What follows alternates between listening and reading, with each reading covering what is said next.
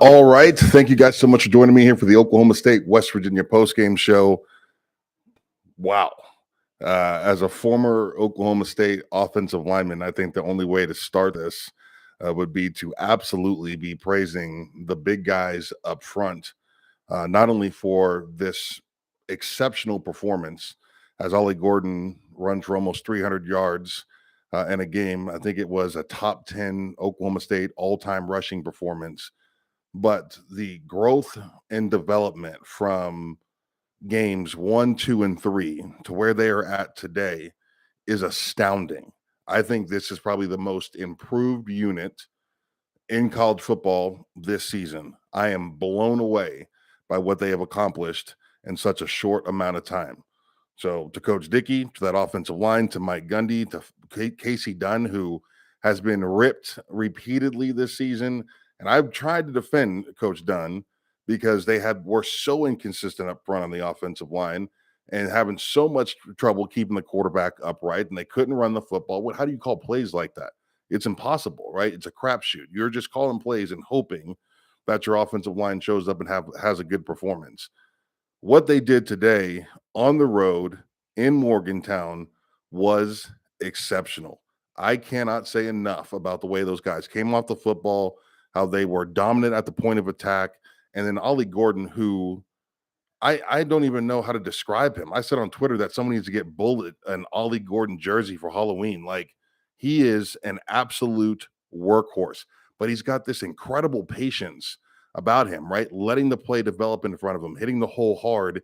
And then for such a big back, he's got this ability to burst through the line of scrimmage like I haven't seen in a long time. There's a couple of guys that he reminds me of.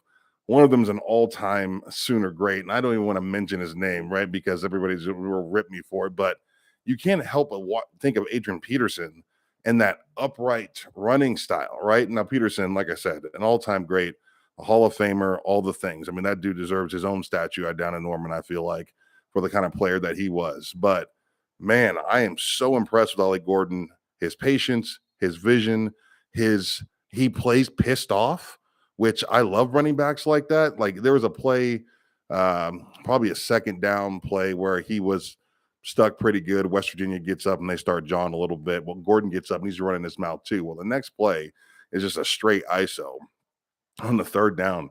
Gordon gets the handoff, and I'm telling you, that dude's chest was like 2.5 yards from the ground as he torpedoed through the line of scrimmage. I mean, literally doing damage to the defense. I played with 3 great backs at Oklahoma State: Tatum Bell, Vernon Morency, Seymour Shaw. They all had specialties that they were great at. But when I watch Ollie Gordon in those short yardage, I can't help but think of Seymour and just that feeling when he came in the game, just knowing that we were going to pick up the first down on short yardage because he was just a tank when it came to hitting the line of scrimmage. Love watching this kid play. Got to give a shout out to Rob Glass. I'm just telling you right now, rushing performances like that are hard on backs. They are also hard on offensive linemen. Oklahoma State is in shape. They're well trained. They're physically up to the task. This has really never been an issue since he got to Stillwater, but it's worth mentioning here as you watch Gordon look like there's plenty left in the tank. Anybody think he was dragging at the end of that game? I don't. I think he was fantastic for 4 quarters and up to the challenge each and every time he took the field. Bowman, the kid's got guts. There's no doubt about it. I thought he threw some passes today that were pretty awesome, right? Some NFL caliber throws out of him. He is not scared to throw the ball down the field. He's not scared to take some chances. He's learning to trust his receiving core more and more each game, which has been impressive. Brendan Presley is a dream for any quarterback in the league as far as a get out of jail free card, right? You got to love these guys that understand how to run great routes. When you throw the ball to him, you never know what's going to happen next as far as yard after catch. He's been fantastic with the ball in his hand, and Casey Dunn is learning to use him better and better each and every game. What an incredible offensive performance by the Oklahoma State Cowboys. Just blown away by what they did on the road. And I picked them to win the game. I thought 38-28. I was just kind of feeling the run game and feeling Bowman and coming into this game in West Virginia, coming off a brutal loss last week. It just seemed like a good spot for the Cowboys to continue to grow this season. But even I couldn't have anticipated the dominance on the offensive side of the ball. Defensively, look, I don't think anybody has. I think that Oklahoma State has got several high end defensive players. High end. I mean, dudes that could play a lot of places in this league. And I am extremely concerned about what's going to happen at the end of the season if Nardo can't figure out what to do next. There were some interesting moments in this game where it's like 3rd and 5, and there's 3 high safeties. And I'm thinking, why? Why are they so far from the line of scrimmage? And why is this cushion 10 yards here? Like, there just looks like there's confusion across the board. Look, I get it. He's brand new. He came from a much lower division. He's probably trying to figure things out.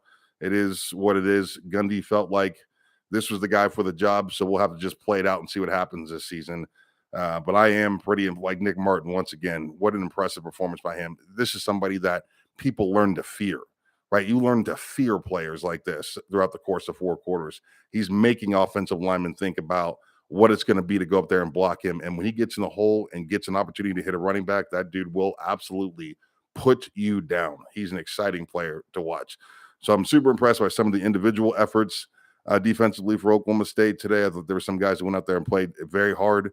I do think there's a lot of confusion still with what's going on schematically. Not a fan of the 3-man front. I think it welcomes a lot of what you saw West Virginia do today offensively. They just couldn't keep up with Ollie Gordon. At the end of the day, West Virginia scored a bunch of points and they had a bunch of yards, right? So it's not like I would say the Oklahoma State defense was extremely effective in regards to stopping West Virginia from accumulating some pretty good numbers. So outside of that, a win is a win. And to me, all this does is make me want to talk more and more about Bedlam. 3 weeks into the season, I didn't want to talk about Bedlam. This is the final one. You'd love to know that both teams are going to show up with something, right, with a little bit of a fight in them. And I think we kind of know what Oklahoma is probably going to look like towards the end of the season. They still got some things to figure out. But watching Oklahoma State the last 3 weeks, they really have reinvigorated this game for me. They brought it back from the dead. I'm pretty passionate about what this might look like in that final Bedlam matchup there in Stillwater. I'm going to be there, sit in the stands with the fans. I'm sad that the game is going to end. I don't want to see the rivalry end, but I'd love to see it in an explosive physical matchup. And I think when you look at the Sooners, you look at the Cowboys right now, that's kind of what we're headed towards. So I'm excited, man. Oklahoma State looks like they continue to grow, continue to improve. Like I said, defensively, there's some work that needs to be done. You hope they can kind of patch that thing up, bandage it up enough to just be an asset to what the offense is doing. The one thing that you got to love about this is Oklahoma State's offense has the ability to keep the defense off the field, right? When you can run the football like they're running the football right now, you have the ability to really make games go by fast. Your defense is spending the majority of the time on the sidelines, which is great. So you're not asking them to do a ton at this point, but basically survive. So big time performance by Oklahoma State, big time performance by the Oklahoma State offensive line. Ollie Gordon, I think it was 282 that he had today. Like I said, a top 10 all-time Oklahoma State rushing performance. Blown away by that young man, the way that he went out there and competed. So if you guys have got any questions, throw them in the chat. I'd love to answer them, and we can kind of go from there. As far as just what has changed with the Oklahoma State offensive line, man, they went from setting screens to drive blocking. That's kind of what it felt like to me. I thought it was you're just seeing that they're coming off the ball a little bit harder, getting more movement off the line of scrimmage, and it just seems like there's more intent in the blocking schemes than there was early in the season. Gundy talked about making some adjustments. He's great in the bye week, and he's also been pretty good about finding a way to have success behind average offensive lines in the last 10 years. I wouldn't say there was any world-beating offensive lines at Oklahoma State probably since Russell Okung and that group were on the field. I mean, it's been a decade since they had somebody that I felt like was one of your top 20, 25 offensive lines in the country. I'm still iffy as far as where I think this group ranks right now. I think the great back that they have behind them really is helping them out quite a bit, and especially when you consider the damage that Ollie Gordon is doing to an opposing defense over the length of 4 quarters, right? Like hitting a dude like that over and over. And he had 29 carries today. If you're the opposing defense and you're having to hit that guy so hard all day long, and he just gets up and smiles in your face it'll wear the best defense down. So I think the Oklahoma State offensive line is benefiting also from just the sheer size and force that Ollie Gordon runs the football with. Um, Front four seems pretty solid on defense. Secondary, the deficiency. I think there's times where that front four or three does play pretty well. I think it's the scheme more than anything that is probably hampering them. And I think it's new and they're trying to figure it out. You know, I don't. There were some plays that were called, some formations that were called defensively tonight that have me scratching my head. I don't know what the plan was there, but like I said, I think there's several very good players defensively for Oklahoma State, not only on the defensive line and linebackers, but in that secondary also. I think there's some guys that can play the game. I think they just get a little bit lost at times. So we'll see. Um, is Casey Dunn safe? I think even in earlier this season, everybody was calling for his head. I think you have to just to acknowledge how bad the offensive line play was.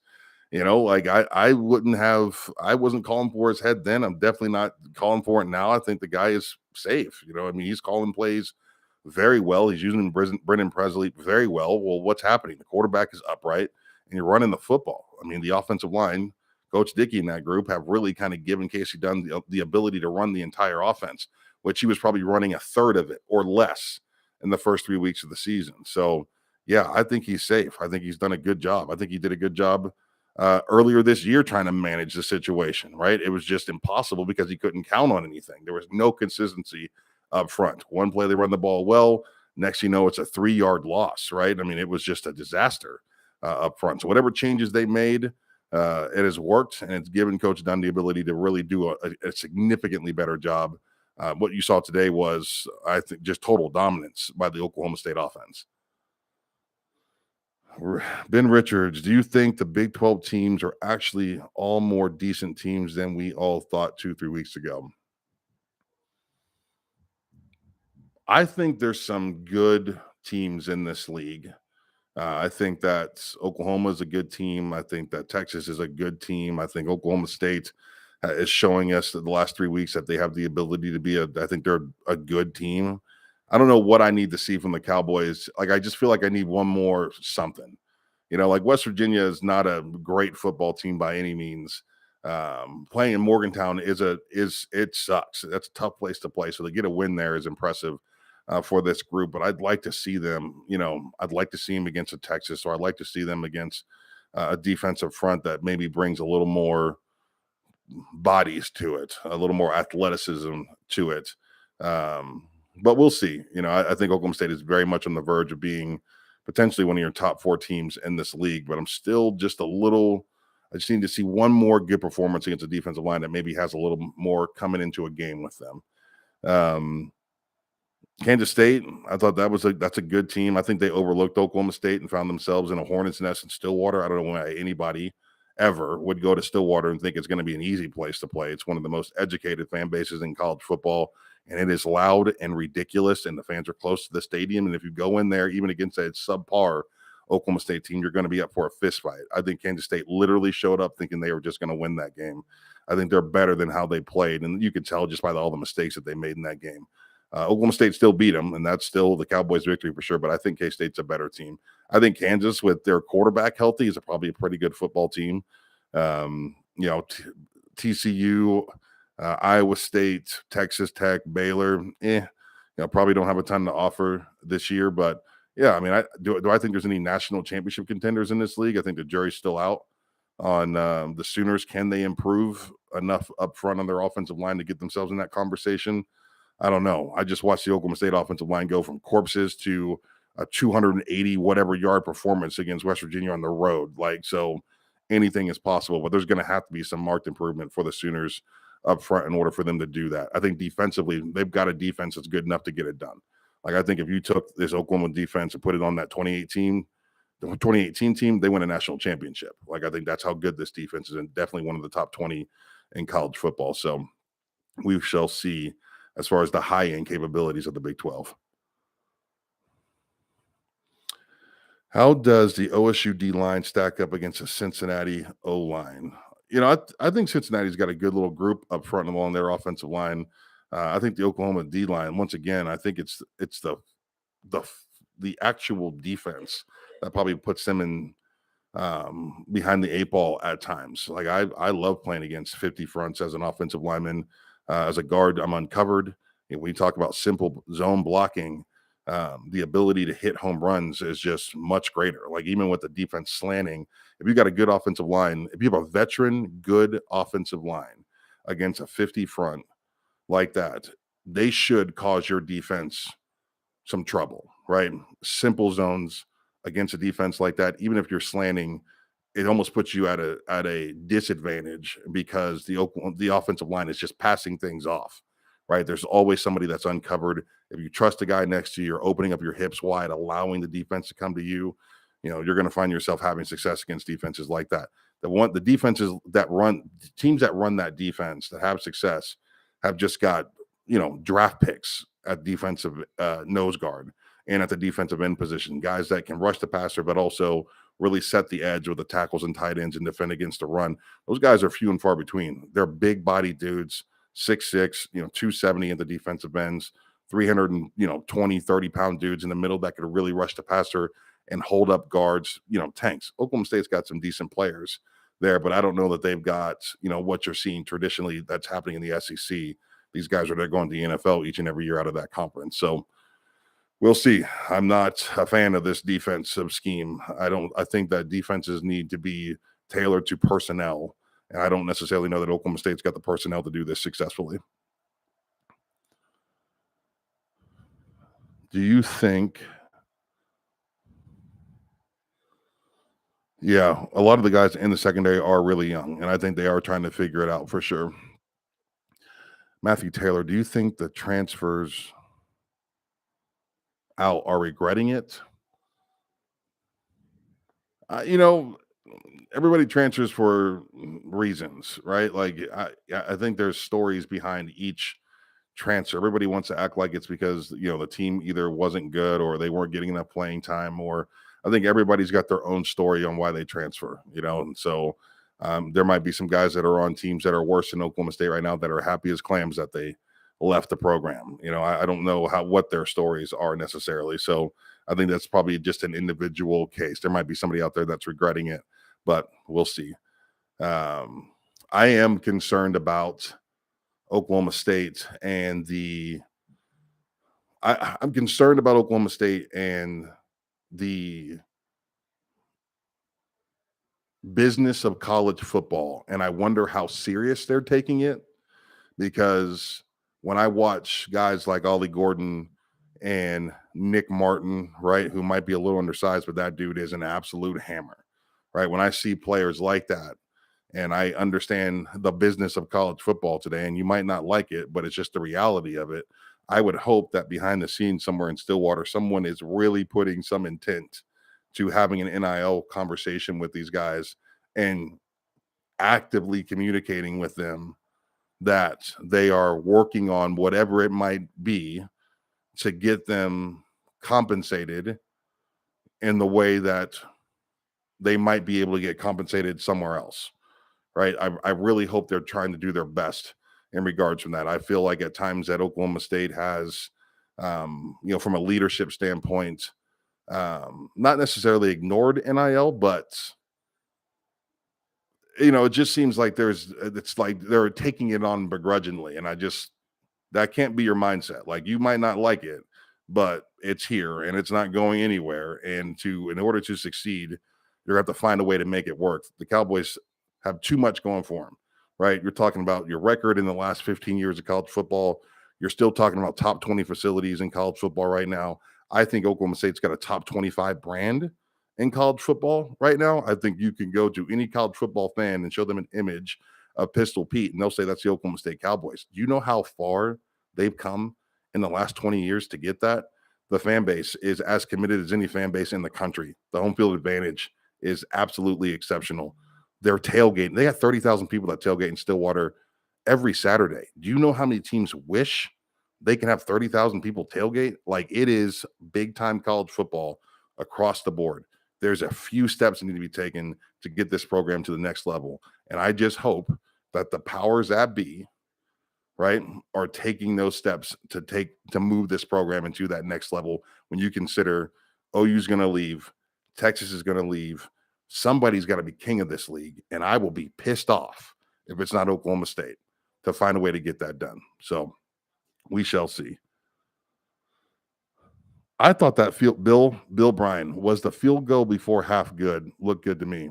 Bill, when I tell you I had a PTSD moment as I stood next to Gideon Hamilton from the Sports Animal in Ames, Iowa in 2011 and watched that ball do exactly what that ball did. And I was just, it's like my body transferred to that moment. I absolutely thought that field goal was good.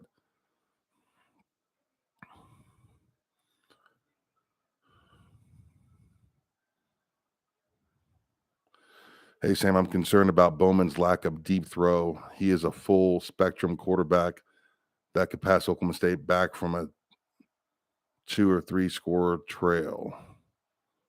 Is he a full spectrum QB that could? I'll tell you, like, I don't necessarily know that his deep ball is great. I'll tell you, he'll throw it. And I think, honestly, the difference between Bowman and the other two quarterbacks in this quarterback competition is just he'll go out there and throw it. He's out there playing the damn game, and you got to give him credit for that. He's a tough, hard-nosed kid. He's going to get out there and compete. He will do his best to put his team in the best position. Can he be more accurate at times? Sure. But there were some throws he made today that had me standing out of my chair. Like, where did some back shoulder throws towards the sidelines? Where did those come from? I think the more time he gets, the better. It's unfortunate that it took them so long to name him the starter. It's unfortunate that he missed out on 3 opportunities to just kind of hone it in and reel it in. I mean, that's what non-conference play is for. So you got to think he's still catching up a little bit. So I think you should just I trust him. I can't believe I'm saying this because I thought he was the most likely the one to throw the ball to the other team, and he did it again today. But he's working. He's a leader, and he's out there doing his thing. So he's not the ideal option at the quarterback position, but he's not the worst quarterback in this league or even close to it, in my opinion. So I think he's good enough.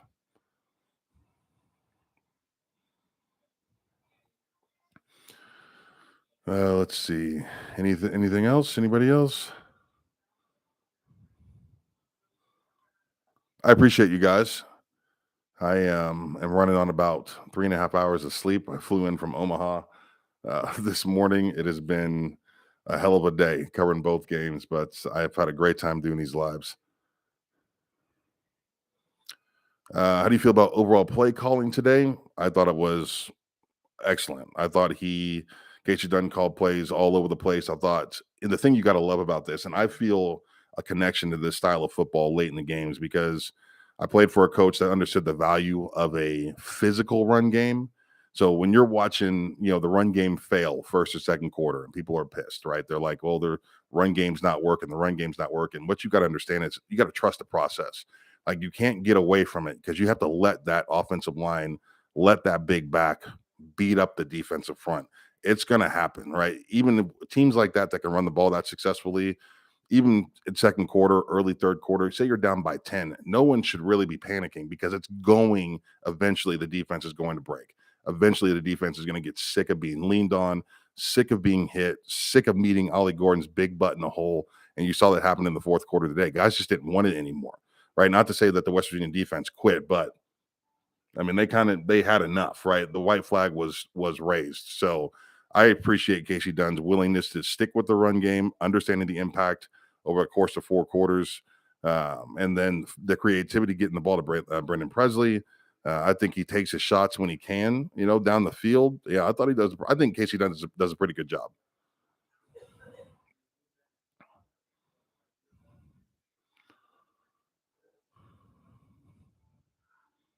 Did you like when Ollie Gordon was used, or should we have used him more? Well, I think that they used him quite a bit.